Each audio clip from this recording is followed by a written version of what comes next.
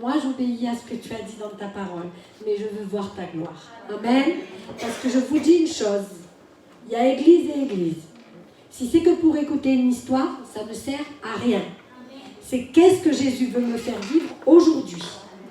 Parce que si c'est qu'un livre d'histoire, ça reste un livre d'histoire qui ne changera pas ta vie, qui ne changera pas ton cœur. Mais quand Jésus rentre dans notre vie, il intervient et il change notre vie. Et je disais hier au frère Brian, tu sais, avec Dieu, il ne nous laisse jamais comme nous sommes. Il nous accepte comme nous sommes. Mais après, il nous aime trop pour nous laisser comme nous sommes. Donc, nous sommes tous travaillés pour changer. Amen. Ah bon, il faut que je change? Oui, il faut que tu changes. Parce que Dieu t'amène à être vraiment très bon. Amen. Et ça, il n'y a que Dieu qui fait. Parce que croire en Dieu pour rester ce que nous sommes, ben rester dehors. Oui ou non? Amen. Alors maintenant, j'aimerais qu'on passe à la parole de Dieu. Alléluia. Nous allons prendre dans un passage dans Jean 16, verset 7. Jean 16, verset 7. Mon cœur est réjoui d'entendre des choses aussi belles. Alléluia. Vous vous rendez compte, vous envoyez votre CV, tout de suite on vous appelle, là, pour vous dire c'est à vous. Amen. Est-ce que tout le monde a trouvé? C'est bon? Je voudrais juste poser une question avant de démarrer. Natacha, est-ce que tu vois bien? Est-ce que tu nous entends bien? C'est parfait. Ah, amen. On t'a pas puni, hein? C'est pour permettre à tes enfants de pouvoir bouger. Cependant, je vous dis la vérité. Il vous est avantageux que je m'en aille, car si je ne m'en vais pas, le Consolateur ne viendra pas vers vous, mais si je m'en vais, je vous l'enverrai. Amen. Amen. Donc c'est la volonté du Seigneur, et je vais vous expliquer, que nous recevions le Saint-Esprit. Il faut savoir une chose, c'est que quand Jésus était sur terre, et je pense que vous allez être d'accord avec moi, Jean 16, 7. Quand Jésus était sur la terre, il était à un endroit, que je sache, aucun être, on va dire, parce que quand Jésus est venu sur terre, il est venu avec un corps humain. On est bien d'accord. Hein, Jésus s'est fait homme pour nous. C'est la Bible qui le dit. Donc il se trouve dans un territoire et il ne peut être que dans ce territoire. Alors il dit, et ce que nous avons lu dans ce passage, il vous est avantageux que je m'en aille. Parce que je vais vous envoyer le Saint-Esprit, et c'est ainsi qu'il pourra être de partout.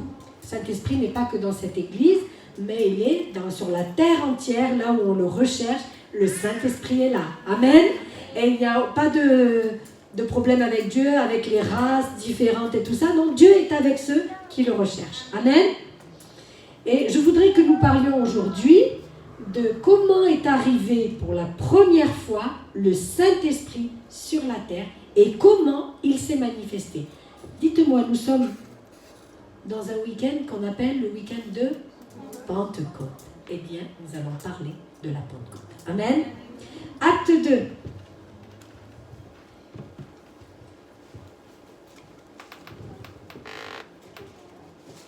Acte 2. Et c'est la première fois que nous voyons le Saint-Esprit arriver. D'une façon visible et audible. Amen. Pour ceux qui croient que Dieu ne parle pas, eh bien vous allez apprendre aujourd'hui que Dieu parle. Et même au travers de nous. Amen. Tout à coup, il vint du ciel un bruit comme celui d'un vent impétueux. Je ne l'ai pas écrit. 2, excusez-moi. D'ailleurs, je vais le rajouter parce que je ne l'avais pas mis. Verset 2. Tout à coup, il vint du ciel un bruit comme celui d'un vent impétueux, et il remplit toute la maison où ils étaient assis. Des langues semblables à des langues de feu leur apparurent séparées les unes des autres, et se posèrent sur chacun d'eux, et ils furent tous remplis du Saint-Esprit, et se mirent à parler en d'autres langues, selon que l'Esprit leur donnait de s'exprimer. Amen. Amen. Alléluia. Lorsque le Saint-Esprit est descendu du ciel, la première fois, cela a fait du bruit, et mais pas un bruit humain, mais un bruit qui venait du ciel. Amen. Et lorsque le Saint-Esprit souffle, ce n'est pas un bruit humain, Peut-être que ce matin, on a entendu des personnes parler dans d'autres langues, parler en langue.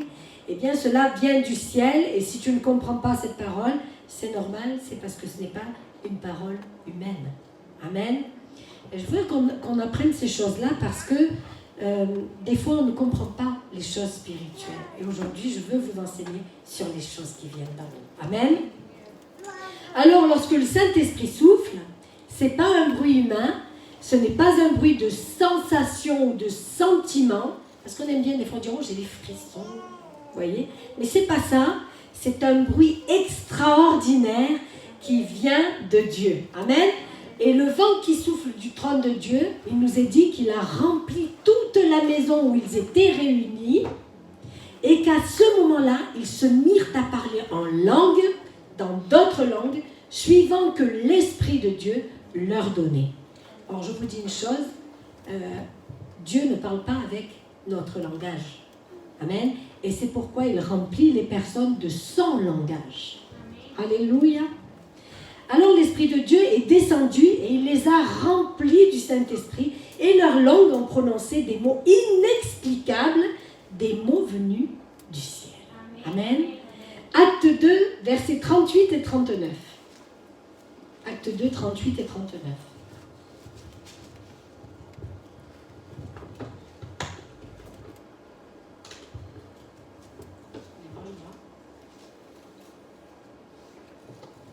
Pierre leur dit, « Repentez-vous et que chacun de vous soit baptisé au nom de Jésus-Christ pour le pardon de vos péchés.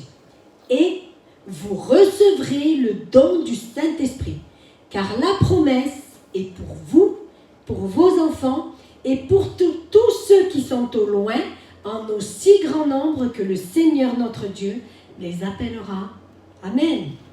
Qui croit à cela? Et vous voyez, il y a bien dit que la promesse, elle est pour nous tous. Il n'y a pas d'enfants préférés du Seigneur ou de ceux qui restent de côté, car la promesse est pour nous tous. Nous devons recevoir le baptême du Saint-Esprit. Vous savez, dehors, on ne prêche souvent que le baptême d'eau. Et souvent, on va baptiser ou des enfants ou des adultes, mais il y en a beaucoup qui ne parlent pas du baptême du Saint-Esprit. Et pourtant, en France, nous fêtons la Pentecôte. Et il est bien écrit pour nous et nos enfants. Voyez-vous, c'est un don. Cela vient du Seigneur, c'est un cadeau inestimable pour nous. Personne ne mérite le baptême du Saint-Esprit, mais c'est un don qui vient du Seigneur. Et il est pour nous et pour nos enfants. Amen. On prophétise pour nos petits-enfants au nom de Jésus. Et pour tous ceux qui sont au loin, tout ce que Dieu appellera. Mais nous sommes ceux qui avons été choisis, appelés et sont des enfants de Dieu. Alors donc la promesse, est-ce qu'elle est pour vous? Amen. Vous savez que c'est bon de proclamer les choses. Est-ce que cette promesse, elle est pour vous? Amen. Alors le Seigneur, son désir, c'était de remplir ce qui lui appartenait du Saint-Esprit. Et quand Dieu dit une chose, eh bien, elle s'accomplit. Vous savez qu'ils ont dit aux disciples, allez, vous allez vous mettre à part, surtout ne partez pas, parce que vous allez recevoir une puissance. Amen. Est-ce que nous désirons recevoir le baptême du Saint-Esprit? Amen. C'est pour nous. Alléluia. Nous sommes une église évangélique, pentecôtiste. Et je suis fière de le dire. Nous sommes des pentecôtistes. Alléluia. Alors pourquoi cela? Parce que lorsque nous avons cru au Seigneur Jésus, eh bien nous avons reçu non seulement le salut, le pardon de nos péchés, mais en plus, un jour, Dieu sait que j'ai attendu, nous avons reçu ce cadeau merveilleux de pouvoir parler en langue et d'être baptisés du Saint-Esprit. Amen. Nous sommes beaucoup à avoir été baptisés dans le Saint-Esprit et à parler en langue. Amen. Et de plus en plus de nos jours, nous voyons des églises, même dites pentecôtistes, et là je m'insurge, et je le dis franchement. Ils font comme s'il fallait cacher le fait de parler en langue. Pourquoi? Moi je veux poser cette question. Est-ce que nous avons peur que on nous prenne pour des fous? Nous sommes des fous de Dieu, alléluia. est-ce que c'est par rapport à ceux du dehors que nous avons peur de parler en langue? Je pense qu'il vaut mieux obéir à Dieu qu'aux hommes. Et rappelez-vous, à l'époque de Jésus, les hommes traitaient Jésus de démon. Ça veut dire que les hommes n'ont pas toujours la vérité, l'œil ouvert. Ils ne comprenaient pas qui il était. Mais pour autant, Jésus, est-ce qu'il s'est laissé arrêter? Non, il a continué son ministère. Et mes frères et sœurs, nous devons être fiers et heureux d'être des pentecôtistes. Amen. Et surtout, nous devons rechercher, si on ne l'a pas, le baptême du Saint-Esprit, parce que cette promesse est pour nous aussi. Amen. Et j'aimerais rajouter pour tous ceux qui aiment le Seigneur de n'importe quelle dénomination, et ça c'est important que je le dise, que nous soyons catholiques, baptistes ou autres, cette promesse, elle est pour chacun d'entre nous.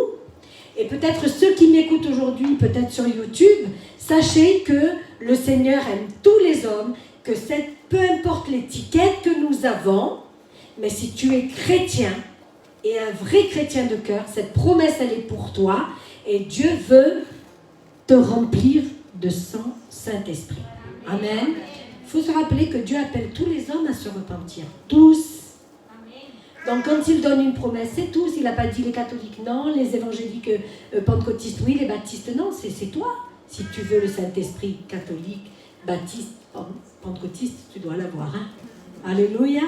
Eh bien, tu peux recevoir le Saint-Esprit. Dieu n'a pas d'enfant préféré. Les étiquettes, elles sont humaines et simplement humaines. Amen. Acte 19, versets 1 à 7. C'est pas trop dur à chercher, hein. En principe, vous avez déjà. Acte 19, versets 1 à 7.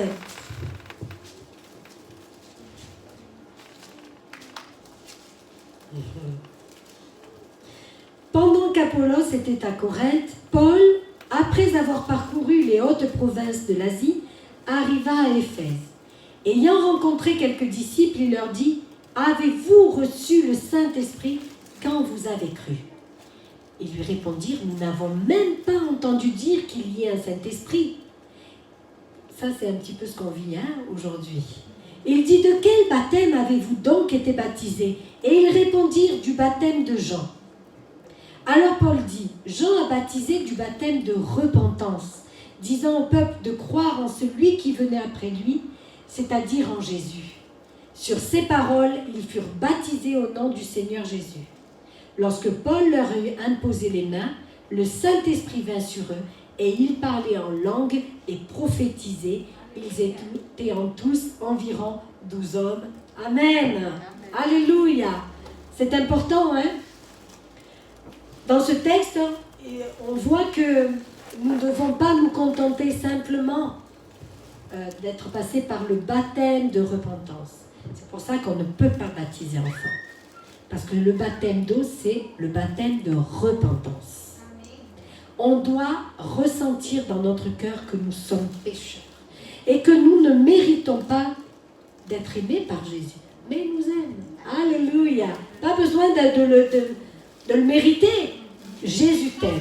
Donc nous devons passer un moment où on a compris cela, on doit demander pardon de nos péchés et on veut suivre Jésus. Alors on passe par le baptême d'eau. Amen. Et ensuite nous voyons que dans la volonté du Seigneur, il fallait qu'il reçoive le baptême du Saint-Esprit. Si ça n'avait pas été important, eh bien, Paul n'aurait pas imposé les mains. Vous êtes bien d'accord avec moi? Mais Paul leur dit, est-ce que vous avez reçu cette puissance? Et là, ils vont dire, non, on ne savait même pas que ça existait. Et je le dis sincèrement, beaucoup d'églises ne savent pas que le baptême du Saint-Esprit existe, ou alors ils le savent, mais ils ne veulent pas parce qu'ils disent c'était avant, et c'est dommage de se priver des bénédictions. C'est marrant, les gens d'aujourd'hui veulent bien recevoir une guérison divine, c'est encore pour aujourd'hui, mais le baptême du Saint-Esprit c'était pour hier. Non, la parole elle est encore efficace aujourd'hui. Amen. Quand Dieu nous parle, c'est pas pour hier, c'est pour aujourd'hui. Sinon, on fermerait le livre, on dirait c'est bon, c'était bon pour hier. Amen. Alléluia. Donc il était important qu'ils reçoivent le baptême du Saint-Esprit. Et ces hommes l'ont reçu de quelle façon? Par l'imposition des mains. Et la Bible nous dit qu'ils se sont mis à parler en langue. Et même, ils ont prophétisé. Oh, peut-être que pour quelqu'un qui est nouveau, se demande de quoi je parle. Parler en langue, c'est parler dans une langue qui ne vient pas d'ici et qu'on ne peut pas comprendre. Donc il est important que Dieu donne la prophétie. Et ce matin, la sœur Nélia a prophétisé, puisqu'elle a dit que Dieu disait que malheureusement beaucoup de gens sont superficiels et ne réalisent même pas qu'ils doivent faire passer Dieu en premier. Ça s'appelle une prophétie. Amen. Comme ça, tout le monde comprend, et je veux que tout ce qui touche la Bible soit simple à comprendre. Amen. Alors, nous devons rechercher à recevoir le baptême du Saint-Esprit. Nous sommes appelés à cela, mais nous devons aussi aspirer aux dons les meilleurs, nous dit la Bible, parce que ça ne s'arrête pas là, c'est plus compliqué. Et le départ, c'est ce feu qui descend sur nous et qui nous donne de parler en d'autres langues. Amen. Alors peut-être que ça fait des années, pour certains, qu'on recherche le baptême, et peut-être même que nous sommes découragés parce que nous ne l'avons pas reçu. Alors ce matin, j'ai une bonne nouvelle pour vous. Vous aimez les bonnes nouvelles? Alléluia. Amen. Commence par louer et adorer le Seigneur. Ne dis pas je suis indigne. De toute manière, on est tous indignes. Donc ne cherchez pas. Dites pas celle-là elle est meilleure que moi, c'est pour ça qu'elle a reçu. Non, c'est un cadeau. Et comme tout cadeau, on ne mérite pas. Amen. D'ailleurs, merci pour tous les cadeaux que j'ai reçus pour mon anniversaire. Petit aparté, vous m'avez gâté, vous êtes merveilleux. Franchement, voilà. Je ne mérite pas. Vous avez fait, c'est pour faire bien comprendre, c'est bien. Amen. Et pour recevoir ce baptême, il faut être en adoration. Il faut tellement aimer Jésus qu'on commence à louer, à adorer, à prier. Et quand on est dans cette profonde adoration, le Saint-Esprit descend. Plus tu vas penser, et moins tu vas recevoir. Mais plus tu vas te mettre en adoration, et là, Dieu va venir visiter toi. Amen. Et il faut que tu ouvres ta bouche, et à ce moment-là, ta bouche, elle va parler, tu vas être étonné, parce que tout à coup, le Saint-Esprit descend sur toi, et ta bouche, elle parle de choses que tu ne comprends pas, mais tu sens cette puissance qui est extraordinaire. Amen. Alléluia. Et si on n'ouvre pas la bouche, y compris que dans notre tête, t'inquiète pas, alors à ce moment-là, il ne se passera rien. Parce que la Bible dit, ouvre ta bouche et je la remplirai. Amen. Alors Dieu a dit qu'il désire pour nous une vie en abondance. Amen. C'est beau, c'est merveilleux parce qu'on se dit, Dieu veut que des bonnes choses pour nous. Pas des mauvaises. Une vie en abondance. Et que son esprit déborde en toi, il veut te remplir. Amen. Alors, peut-être que ce matin encore, il y a des personnes sur YouTube ou sur Facebook, je ne sais pas qui ne savent pas de quoi on parle, et peut-être cela va leur sembler mystérieux, mais j'aimerais vous dire que si cela semble fou ou bizarre, c'est que cela n'a rien à voir avec ce qui est humain. Et les chrétiens d'aujourd'hui veulent tellement ne pas se faire remarquer que nous trouvons pratiquement plus d'églises où il y a des parlers en langue forts, ou des interprétations. Alors je dirais pourquoi. Pourquoi ces changements qui laissent les enfants de Dieu privés de la puissance qui vient d'en haut n'est-ce pourtant pas écrit dans la parole, et je voudrais qu'on lise réellement ce qui est écrit dans la parole de Dieu, 1 Corinthiens 14, versets 26 à 33. 1 Corinthiens 14, versets 26 à 33. Et vous allez voir comment Dieu voit les choses pour son Église. Maintenant, il n'y a que de la musique. On n'entend plus parler en langue d'interprétation. Non, on va se cadrer à ce qui est écrit dans la parole. Amen. Que faire donc, frères, lorsque vous vous assemblez les uns ou les autres parmi vous, ont-ils un cantique, une instruction, une révélation, une langue, une interprétation, que tout se fasse pour l'édification? En est-il qui parle en langue? Que 2 ou 3 ou plus parlent fort en langue. Chacun à son tour, et que quelqu'un interprète. S'il n'y a point d'interprète, qu'on se taise dans l'Église et qu'on parle à soi-même et à Dieu. Pour ce qui est des prophètes, que 2 ou 3 parlent et que les autres jugent. Et si un autre est assis, qui est assis à une révélation, que le premier se taise, car vous pouvez tous prophétiser successivement, afin que tous soient instruits et que tous soient exhortés. Les esprits des prophètes sont soumis aux prophètes, car Dieu n'est pas un Dieu de désordre, mais de paix. Amen. Alléluia. Le but de donner des paroles en langue et qu'il y ait une interprétation, et ça c'est très important de le comprendre, c'est afin que nous soyons exhortés. Dieu a besoin de parler avec ses enfants. Et donc, il le fait à sa manière. Vous voyez, on voudrait faire toutes les choses humaines, mais Dieu veut faire à sa manière. Amen. Alors, nous devons faire cela dans nos églises et peut-être arrêter, et là je dis, peut-être qu'il y aura d'autres églises qui m'écoutent, de mettre plus de musique que de moments où on passe avec le Seigneur. On voit très peu d'églises où on prie fort comme ici. Pourtant, c'est comme ça que le Saint-Esprit se manifeste. Amen. Et même si des nouvelles personnes viennent, elles sont impressionnées, eh bien, nous sommes à l'église. Amen. Et lorsqu'on vient à Jésus, nous devons vivre des choses spirituelles parce que nous touchons aux choses qui viennent du ciel pour bénir nous sur la terre.